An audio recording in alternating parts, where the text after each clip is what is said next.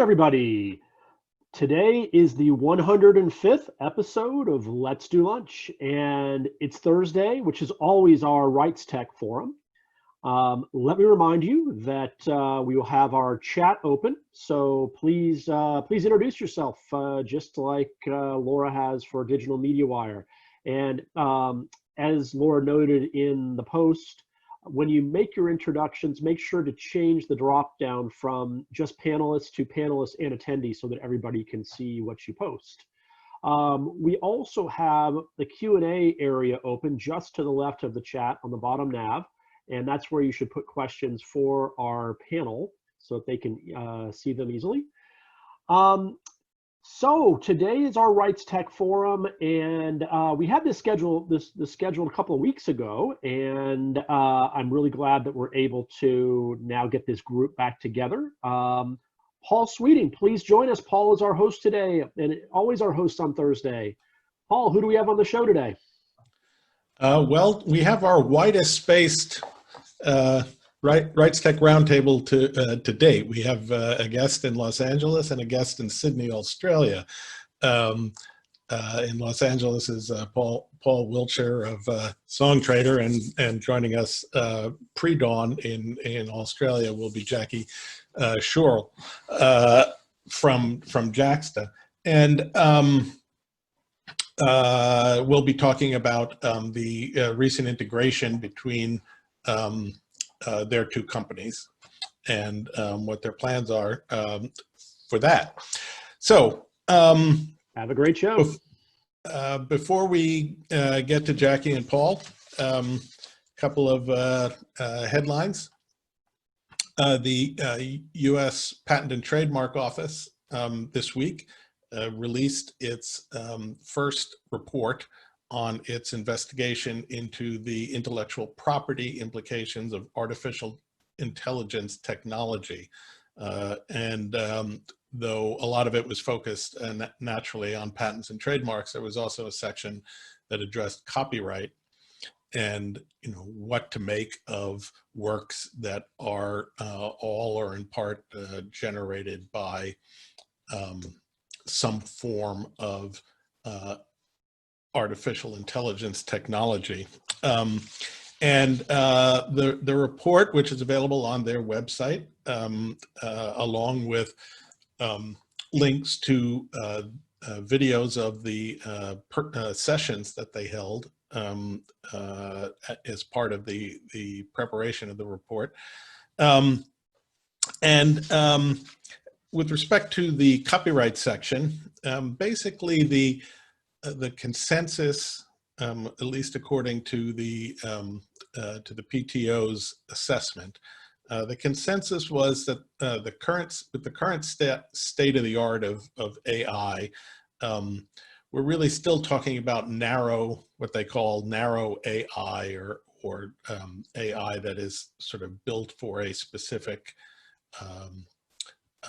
purpose or a specific operation, rather than sort of imagined artificial general intelligence that would, in theory, be more human-like. So with the current state of the art, the consensus was that works created or invented by with the help of AI, would not be AIs cannot be considered the author or the inventor of those works, which was one of the questions that they had put to folks as they were collecting comments. That's not a big surprise. I don't think anybody wants to sort of really grapple with what it would mean for a machine or a piece of software to be considered an independent author or inventor of something. It does leave open the question, though, of if the machine is not the author of a work, and that authorship requires human involvement, leaves open the question of which human, and what functions would the human have to be performing in order to claim authorship of something that was produced with the assistance of AI. So the one area where there was not consensus that I think is going to be the focus of the initial policy skirmishes that are going to come from AI and IP concerns the use of copyrighted works in data training sets for AI. A lot of AI training sets initially were relying on public domain works, but increasingly it's being used to copyright works under copyright are being used in training sets. And the question is that an infringement if it of the copyright if it has not been licensed, or would it fall under the fair use doctrine in the US, or fair dealing as it's sometimes referred to outside of the US? So there was no consensus at all, and the debate around that was somewhat contentious. So expect that to be where the initial battle lines will be drawn in the ongoing debate around AI and copyright. On another note, personal programming note, I'm going to be speaking about rights and rights tech on a panel at next week's Frankfurt Book Fair. The panel actually pre-recorded earlier today, but it will air on Monday, this coming Monday, followed by a live Q&A. Then I'll be at 6:30 a.m. East Coast time. God help me. So with that, I'd like to introduce our two panelists, Paul Wiltshire and Jacqui, Jacqui Schoorl, if you could join us. There's Jacqui with the sun rising behind her. Yeah, sorry, that might be a bit bright. And there's Paul. Thank you both for joining us. Jacqui is the CEO and co-founder of Jaxsta. Some of you may remember we had Dick Huey on here a few months back, where he did a little bit of a demonstration of Jaxsta. But Jacqui is the actual CEO and co-founder. She also had a career spanning film, television, music, working for Channel 9, Fox Studios Australia. She worked on Star Wars episodes 2 and 3 with George Lucas. And she, for the last 7 years, she's been working on her biggest project to date, which is the database, the authoritative database of music credits. Sort of an IMDb for the music industry, although there are important differences. Paul Wiltshire is a music and technology entrepreneur with over 30 years of experience across the music and media industries. He is the founder of Songtradr, which is well, it has, I'll let him explain it more, but it now has a number of services that it offers to artists, publishers, and record labels.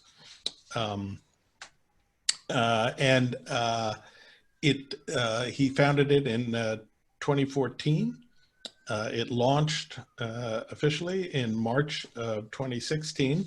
And it has been growing rapidly, particularly in the last year, which has included some significant capital raises.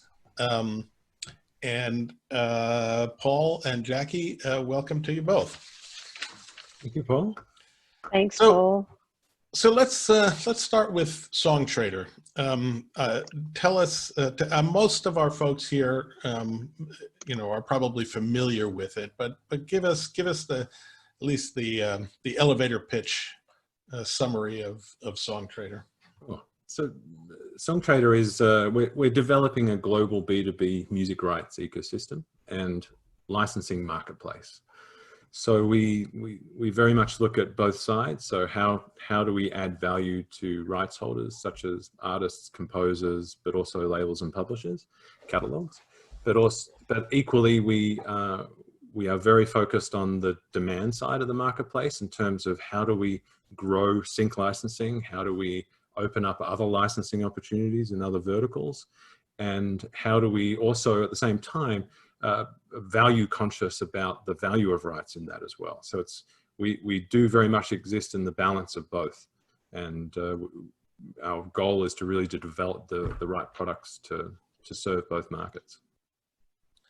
And Jacqui, why don't you fill in the blank spaces that I left in my brief description of Jaxsta, and maybe mention Jaxsta Pro and how that's come about.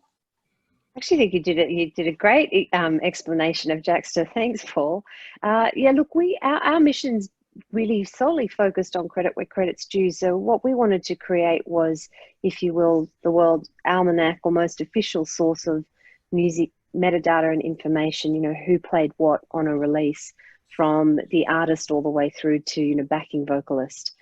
And so we've created one of the world's largest metadata marketplaces, if you will, of all of that official information by getting the data directly from record labels, industry associations, publishers.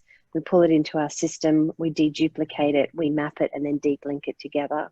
So if you think about that quintessential vinyl experience you'd have, where you'd look at the jacket and you'd see, you know, someone's name on the back of it. You might see Paul Wiltshire's name on some credits. You'd be able to click on Paul's name and then see everything else in, you know, in the ecosystem that he's worked on.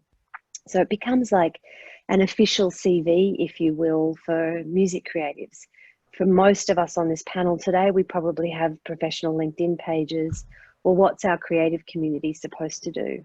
So that's why we created this incredible database. We've got 43 million individual pages and counting. So if you compare that to Wikipedia's English footprint, they've got 6.5 million pages, and we've already got 43, and it's growing by a factor of 2 million a month. And Jaxsta Pro is the next iteration of Jaxsta. So if you go to Jaxsta, which is jaxsta.com, it is like the IMDb experience. And then Pro is another level up for industry professionals. So that's how any creative would claim their profile. If you are working in the industry, you can set credit alerts, there's market information. I kind of imagine it as like a Bloomberg dashboard for music industry professionals meets a LinkedIn, which is a very broad description, but I think it does a bit of justice. And it's all, the data is all from official sources and is verified. It's not. Correct. None of it's crowdsourced. So we have to, for data to come into Jaxsta, we have to receive it from the custodians of the data. So it has to come directly to us from a label, from a publisher, from an industry association. So it has to come from an official source. Okay. Well, I want to talk about the partnership that your two companies have recently struck up. But before we get to that, Paul, what's going on in the sync world these days? It's obviously a growing part of the business. You know, how much is it growing? How fast is it growing? And what is driving that? So this year has been unique. I apologize for any background noise. That sounds like there's some kind of vehicle but right outside the window, but we'll move on. The joys of working from home now. Yeah. So, you know, COVID's obviously created some disruption in terms of production timelines and just generally, you know, brand planning, any sort of content planning that required people to be in a room to shoot. So inevitably there's been some effect on the sync business in terms of the, it's quite loud now, in terms of the sync business. I think probably more so on TV and film than any other. Having said that, the world is changing so quickly in terms of opportunity or consumption of music. And I think what the other side of COVID is that we've seen this speeding up of digital acceleration and adoption, and so we're seeing an incredible amount of new consumption in new areas, and this opens up I think much larger opportunities for music to be used, whether it's in user-generated content or or just new platforms, new experiences, new technologies. That is, I think, a very promising sign for the way the future of the industry goes. So let's talk about the partnership. It was announced. Close my window. Yeah, good idea.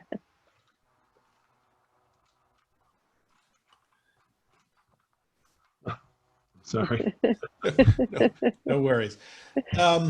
So let's talk about, you know, how this partnership came together. You know, what are you trying to achieve with this? Is it, I mean, you know, you're in Los Angeles, Paul, but you obviously grew up in Australia. Was it just some like secret Australian thing, or did you guys have you guys known each other for a long time that this came together? Yeah, I mean, one might say us Aussies look like we're sticking together, but I've known Jacqui for, I think, about 3 or 4 years. We met for the first time at South by Southwest, so it was very much an American sort of experience that we came to know each other. But I was just instantly impressed by Jaxsta and what Jacqui had accomplished, and I was looking at a prototype, I think, back then, right? Like it was very early. Yeah, you were. It was. And just from the perspective of going back to my producer days, it's just you see there are some sort of you know, scraping and crowdsourced sort of solutions out there that show your credits, but it was just fascinating to see the reality of what Jaxsta could be, both from a perspective as a performer or as a producer or an artist, but also from a discovery point of view. Like, you know, I very much follow producers in terms of the music tastes I like. And I'm sure there's genres where you may follow the certain performers, or, you know, and it's a whole rabbit hole of discovery of, you know, I really like the guitar playing on that track. What else did that guitarist do? And where does that lead me? And just from a discovery point of view, it's a very unique way to just learn about new music, to learn about the key people behind so many great recordings. And I've ever since kept in contact with Jacqui, and it matured into the arrangement that we've just completed. So describe the arrangement, Jacqui. What is actually being transacted between the two companies? You know, how is Jaxsta's data going to be incorporated into what Songtradr does? Yeah, well, look, I mean, one of the things that's very exciting about official music credits is it has the ability to, once they've, you know, particularly once they've been mapped and cleaned up, it has the ability to improve creatives' abilities to get more work and, of course, to get paid. And neighbouring rights is just one of those areas of the industry. And I can speak from personal experience. Our co-founder and my husband, Louez, is a songwriter record producer. And he's been wanting to claim his neighbouring rights for at least the last 5 years and has had absolutely no idea how to do it. And with the platform that Songtrader has built, and all bias aside, it's groundbreaking, and I really do believe it's going to be a market leader. We're creating a seamless way for the two companies to work together, where our members can plug into Songtrader and test how many, you know, neighbouring rights monies might be out there owing to them.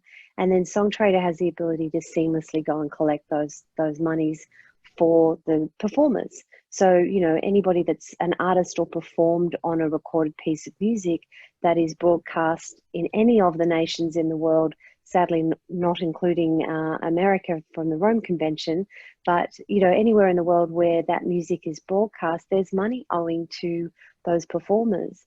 And I think a lot of people just don't know how to do that. Songtrader's created a seamless process to do that. Our data will help verify those credits. That helps the Songtrader system. I mean, this is a very elementary description of how it will work, but it makes sense for our companies to work together. So a couple of months ago now, I called Paul on a Saturday morning and said, I have an idea. What do you think? And we spoke, and it felt a bit like a meeting of the minds. And, you know, some months later, we were able to announce our partnership to the world and to the industry, which was thrilling. So, Paul, how do you do it? You know, how does Songtradr actually find neighboring rights royalties that are due to artists and others involved in a recording. Well, I think what's really interesting about the Jaxsta platform is that their users, so Jaxsta Pro users come and claim profiles. So, for example, if I went through the experience myself, claimed my own profile, and just, okay, now I'm connected to my works. So the way the integration will work is it'll allow a Jaxsta user who can come and claim their profile. And I understand Jaxsta has quite a rigorous way of verifying those claims. But that once that's claimed, then they're able to send a packet of data over to us, which is a link between that performer, their role, and what works they're associated with and to what capacity. So that allows us to then go and make a claim. And to speak sort of more broadly about awareness of what's out there. I mean, just as my own experience, I was a producer for 20 years and a songwriter, and I was just completely unaware that I had anything owing to me. I mean, this was going back almost 15, 20 years, but the consciousness around neighboring rights has certainly doesn't exist much around performers who you might hire to play guitar on a track, but also amongst independent artists, amongst producers and other contributors. So, the real goal is to sort of open up through this partnership the ability to have a seamless way to identify what works you're associated with, have them then claimed, very simply. In terms of our own, our neighboring rights business really kicked off earlier this year, and we've been very focused on a high-end part of the market where we've unlocked the ability to collect rights in certainly a lot of difficult to access regions. So we tend to tackle the toughest things first. And so now we're in a position where we can do it globally. And there are particular territories which have been traditionally hard to even match data. And so we're using... Because the data wasn't there, or because there's some other... Because there's mismatch, because the data's not there, there's poor data, there's missing ISRCs. There's a whole number of things that contribute to a claim not occurring. But the biggest one is just not knowing that you have something to claim. Yeah. Yeah. So let's drill down a little bit on how an individual artist or performer would actually use that is a Jaxsta client, customer, Jaxsta Pro user. They'll send they can send this packet of information to Songtradr through some sort of API or yeah, I mean, I can, Jacqui, you want me to talk briefly to it? But I mean, and this is being built now, so we're not live with this yet. We're aiming to end of the year, Q1, to sort of really commercialize. But the connection, well, the connection will be the user claims their profile on Jacqui, on Jaxsta, and the Jaxsta then would send or provide a call to action, which might be, claim my neighboring rights. And I'm really simplifying it here, but claim my neighboring rights, and that will take them through to a sign up process on Songtradr to allow them to do that. And via API, we get the data packet, so we know who they are. We're exploring a sign up with Jaxsta solution as well, so it makes the process seamless. And then we're in a position where we have the user data. There'll inevitably be some additional fields that we need to collect, and then we are in a position, once those sign off on the legal agreements, etc., which will be all digital, to go and collect. And then how would payments be handled? Payments that are actually once the revenue has been collected. Sure. So our system already has, we've already developed that for sync and for distribution and other forms, and YouTube Content ID. It's all part of our sort of broader system. So the way our system works is we pay generally, our licensing's instant. So if there's a transaction that happens online, the moment that occurs, the user's or the rights holder's account is credited with the amount of the transaction. So it's instant. The way we handle distribution is monthly. YouTube Content ID is monthly. So there's obviously different periodic payments for Neighbouring Rights Society. But we always have a monthly mentality so that we don't hold back funds, where our culture is about paying efficiently and where possible collecting as with the least dilution possible. So one of the reasons I was anxious to talk to you both is one of the things we focus on at RightsTech is how data can be used to achieve business outcomes, superior business outcomes. So I think maybe we could expand on that idea a little bit. I mean, one of the things that I was talking about on this earlier panel for the Frankfurt Book Fair is the world of publishing, traditional book publishing. Their data is in even worse shape than in the music industry, and there really hasn't been the investment in either gathering the data or building the systems in which it can be utilized in some productive way. But this is really an example of how better metadata from Jaxsta can actually improve business outcomes for artists and musicians through Songtradr. 100%. Data, the power of data and accurate collection it can't be emphasized enough. I think we're all everyone on this in the audience is probably, well, most, I don't know everyone on the audience, but I'm assuming we're all pretty aware of the data issues in the industry. And one of the challenges we've always faced is, well, how do you inform someone who's licensing music? How do you use data to better inform their licensing decisions? So that's something that's always been at the heart of what we do. And so our decision to go into distribution, rights administration and other aspects is a dual decision. It's one, to create a best service, best in class service to those rights holders. But more importantly, it's to give them the ability to leverage the data that is associated to the use of their music, where it's consumed, who consumes it, where, how much they attract in terms of royalty income, to leverage all those various data points to better get a license. Because it might be that a brand looking to license at scale is seeking some sort of data point to help determine their decision. So I'm a product, or I'm an advertiser, I'm putting a product together and a creative. How do I know with any certainty what music's going to align with the audience I'm trying to reach? And so data informs that. And so by aggregating data into a platform experience, it does allow the user or the rights holder to better leverage and experience returns on the use of their data. And then I mean, we could talk for hours about different dimensions of data and how that impacts. And but maybe Jacqui is probably best to speak about the credit side and how that, the importance of that. Yeah, look, from a beautifully said, by the way, Paul. But I think from a credits point of view,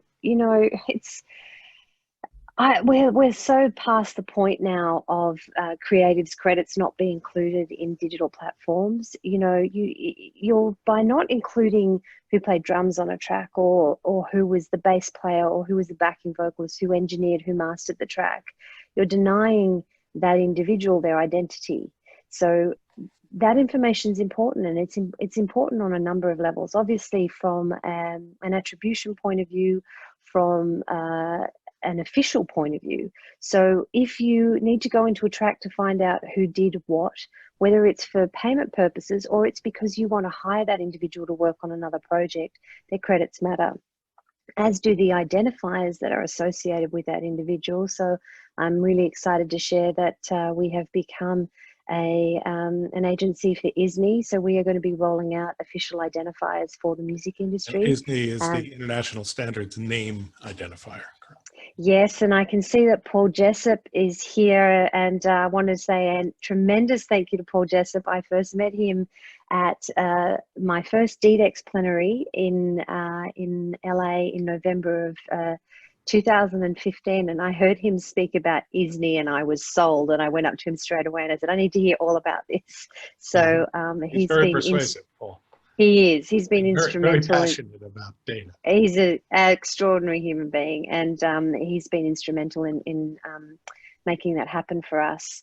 So yeah, it's you know, making sure that you have all of the official information, all the official credits are important. And you know, I'm married to a producer, and I appreciate that times have changed. You know, in anything sort of predating the 90s, there was usually an engineer in the room who was capturing the credits of every single individual that was in the room creating that piece of music. But you know, if you're going to take the time to create a piece of music, then at the end of the session, take 5 minutes to capture who was in the room, because that metadata has a very long life. And it's not just about the credits. You'd be amazed the type of companies that are approaching us for our commercial API.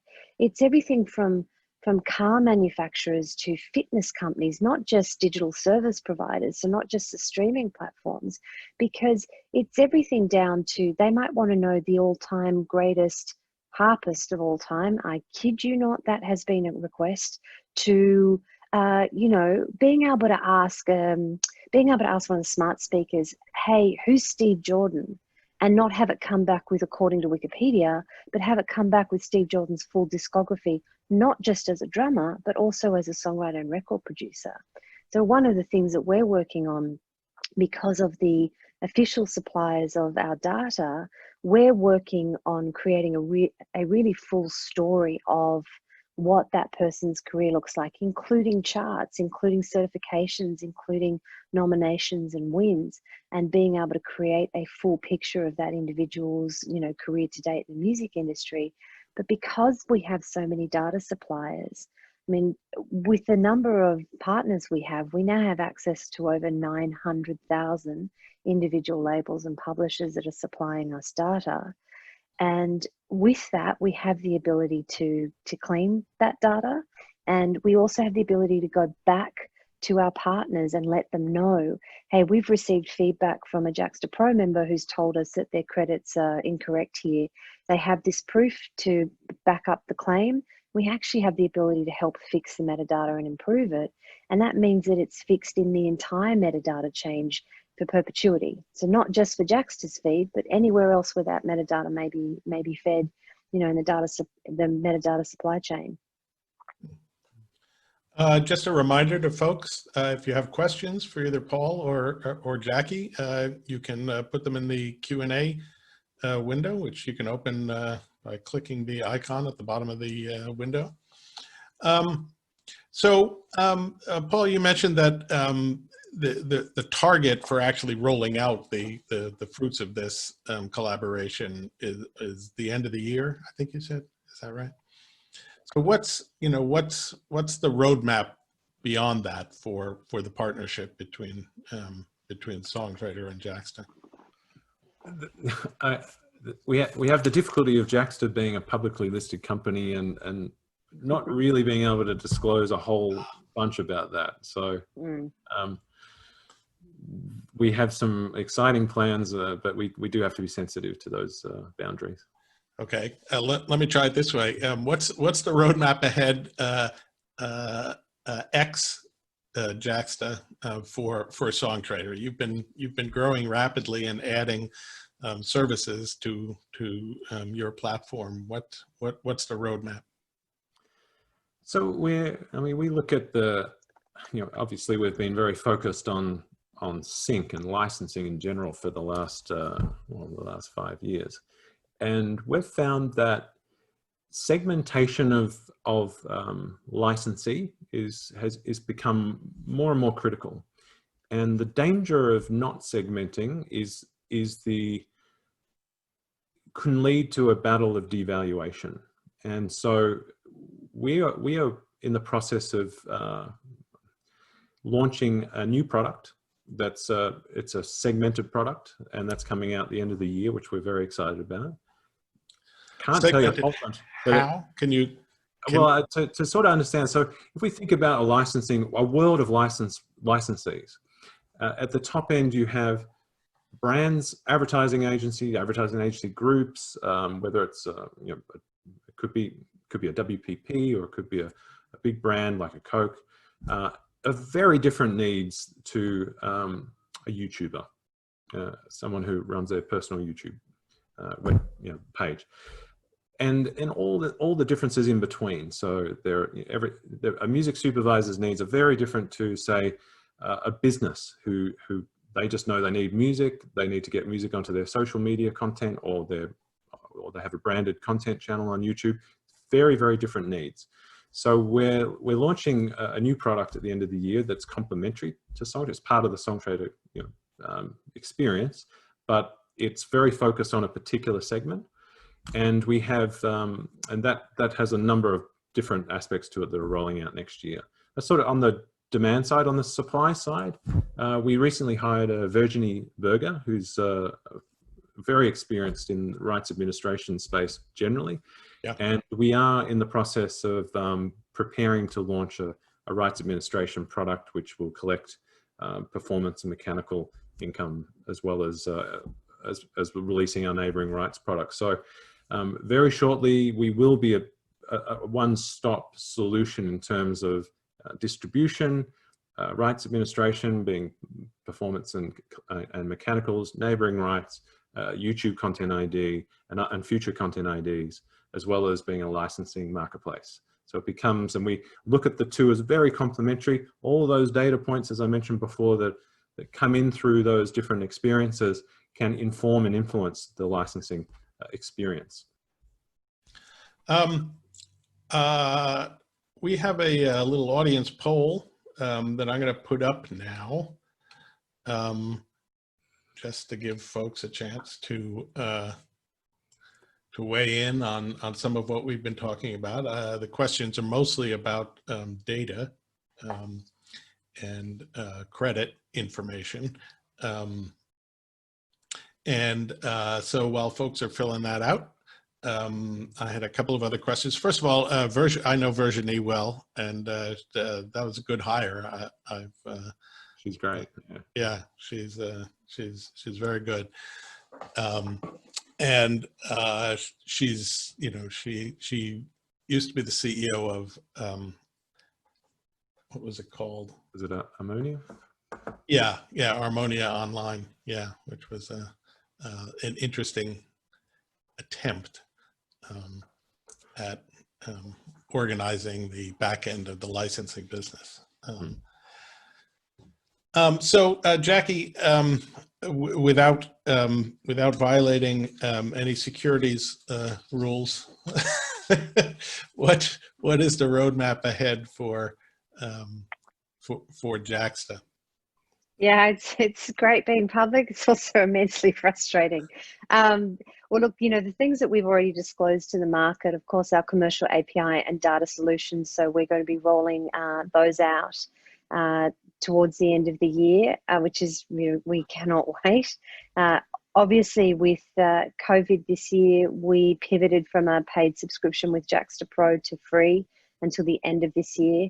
So from next year, we will be moving elements of the Jaxsta Pro subscription behind the paid wall. There'll always be a part to Pro that will be free. So people will be able to sign up and claim their profiles. There'll just be different elements of that product that will move to behind a paid wall. And then we'll be moving into some other really interesting spaces, marketing solutions and e-commerce. And that's about as much as I'm permitted to say at the moment until we really officially announce what we're doing and where.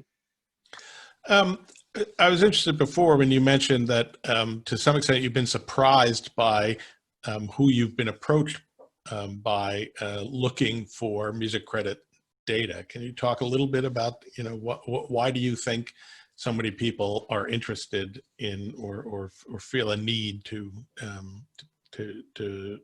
have music credit information. Yeah, and the companies that are approaching us, everybody seems to want it for different reasons. So, you know, some of the fitness companies that have approached us have a need for it because it assists, without giving too much away, but it assists their teams in curating playlists, for example, or putting together the necessary music for a particular class that needs a specific style of music for that particular class. For some of the auto companies, it's just an interest in how their own systems are changing, and so therefore it's really about the user experience and safety. So by having better metadata, it improves the driver's ability to ask for specific requests whilst driving. So it's fascinating. You know, look, prior to this year, we were speaking with airlines I mean, they're still working on their in-flight systems, but some of the work that's being done on in-flight is so incredible. And in the not too distant future, especially if you're a frequent flyer, you'll be able to go in, sit in your seat. And if you're a quarter of a way through an episode of a television show or listening to an album, when you sit back down in your seat, it'll go, "Hi, Jacqui, would you like to continue playing, you know, John Mayer's Room for Squares? Or would you like to continue watching The Social Dilemma?" You know, it's going to do that for you, which is really kind of astounding. So it's interesting. Every time a new company comes to us with their reasoning, once we dive into it, it becomes apparent. You're like, how have we not thought of that before? And, you know, we have I think one of the things I haven't mentioned is that we have a revenue share back to all of our data partners. So as far as we're aware, it's one of the first times that they will be receiving revenue from supplying, you know, accurate music credits. So it's, you know, we've built this for the industry, with the industry, and of course for fans of music as well. But it's important to us that there's a nice, you know, fiscal ecosystem that filters back to our data partners. There was a question posed by Michelle Schacht in the Q&A asking about, you know, what, well, a couple of different elements, but apropos of what you were just talking about, you know, what is an official source? Who is an official source? Yeah, so music distributors, record labels, publishers. We're working with various industry associations like RIAA and, you know, awards. So we've got the Recording Academy's winner and nominee data for the last 63 years, and we're in the process of ingesting the Ivor Novellos. So we're adding more official services all the time. If it's I think I see a note there from Michelle about studio sessions. So it's got to be released music, Michelle. If it's come through any one of the distributors that services us, whether it's, you know, CD Baby through to AWOL, you know, as long as it's been distributed, it'll make its way into the Jaxsta platform. I hope that answers your question. We actually didn't get too many questions this time. That's somewhat unusual for our. It's the Australian accent. No one's understanding the accent. Maybe. Or ideally, we've done a really good job of explaining what we're doing. I'm going to go with door One would number hope. 2 there. I think you've just very comprehensively covered what we want to talk about. The poll is, I'm going to end the polling here in just a second. So if anyone wants to, that hasn't answered, that wants to weigh in, please do so. And then we can talk a little bit about the results of the poll. So I'm going to end that there. I'm going to share the results.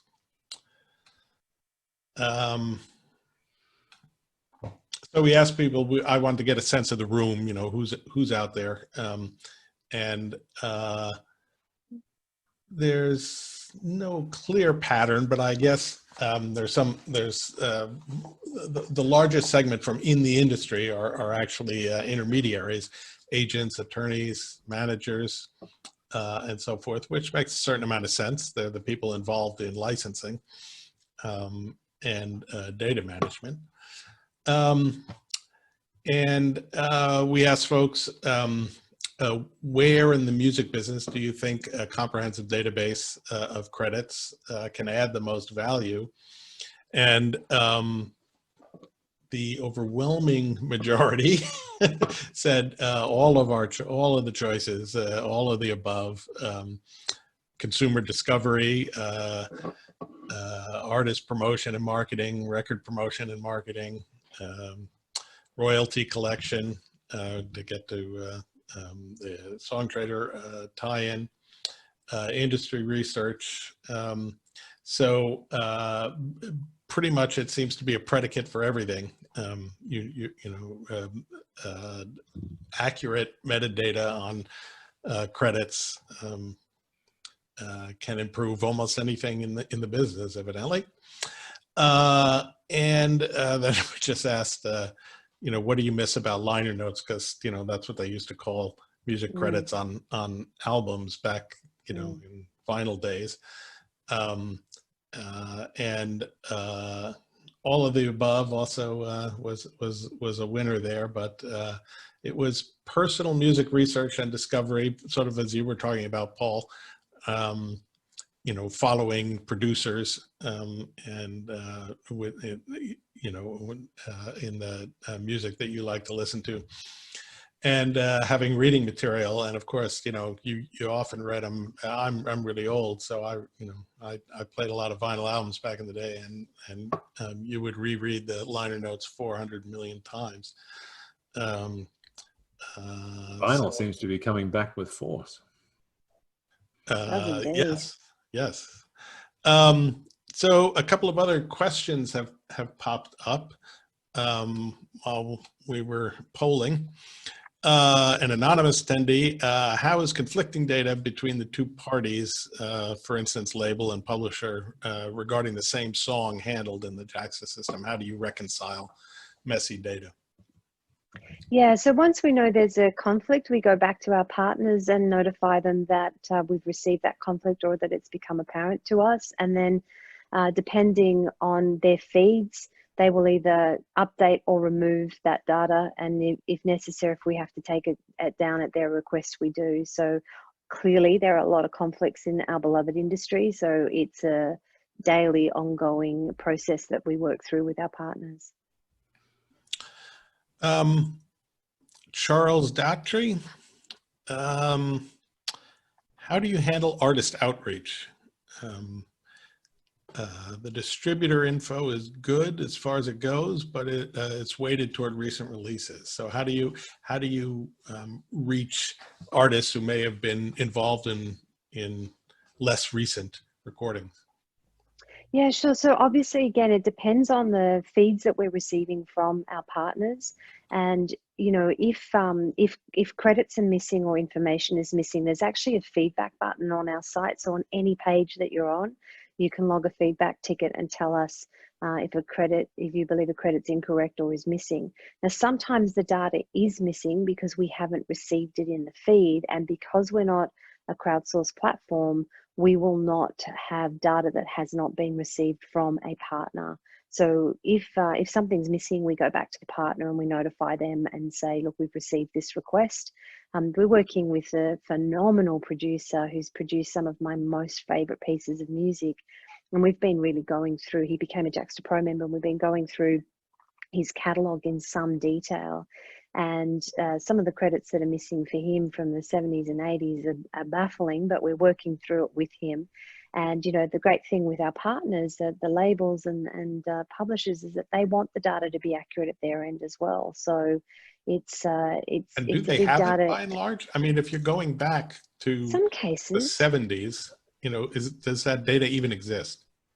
In some cases it does. In some cases it might be on the original vinyl jacket, of which a photo is sent through. It might be on performance sheets that people happen to still have. It's not always perfect. It's not an exact science. We all know the metadata in the music industry, especially anything that's kind of pre the last 5 years, is challenging. But everybody's working on it together, as evidenced by DDEX. I mean, it's an incredible organization where you've got the bulk of the music industry working together to create the best possible metadata standards for the music industry. So it's not perfect. It's going to take time, but everyone's working on it together. So I find that very encouraging. So another question. Okay. Well, we're just about out of time here. I wanted to thank Paul and Jacqui for Jacqui especially for getting up before dawn and joining us here today. Ned, who do we Pleasure. have up tomorrow for the business of music? Well, thank you, Paul and Jacqui. Appreciate your time today. Really enjoyed the show.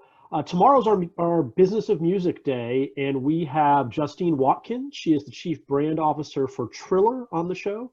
People have been following. Triller's really been gaining traction, particularly with the uncertainty around TikTok. So join us tomorrow at noon Pacific. Thanks, everybody. Bye. Thanks, guys.